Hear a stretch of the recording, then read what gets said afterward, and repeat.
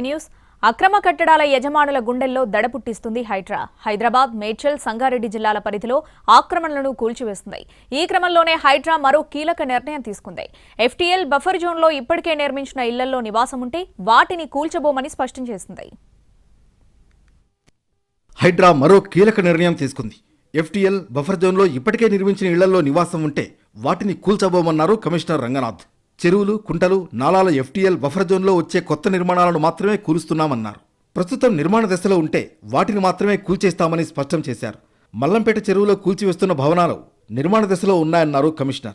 సున్నం చెరువులో నిర్మించిన కొన్ని షెడ్లు వాణిజ్యపరంగా వినియోగిస్తున్నారన్న సంగతి తమ దృష్టికి వచ్చిందన్నారు. గతంలో కూడా వాటిని కూల్చేశామని రంగనాథ్ గుర్తు చేశారు. మళ్లీ నిర్మాణాలు చేపట్టడంతోనే ఇప్పుడు కూల్చివేస్తున్నామని క్లారిటీ ఇచ్చారు.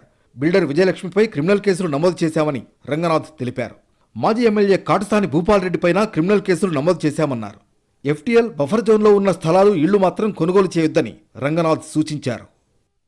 ఇదిలా ఉంటే అక్రమ నిర్మాణాలపై హైడ్రా జేసీబీ ఉక్కుపాదం మోపుతోంది. మాదాపూర్ సున్నం చెరువులో అక్రమ నిర్మాణాలను తొలగించారు. దాంతోపాటు అయ్యప్ప సొసైటీలో కట్టడాలను నేలమట్టం చేశారు. దుండిగల్, మల్లంపేటలోని విల్లాలను హైడ్రా జేసీబీ కూల్చివేసింది.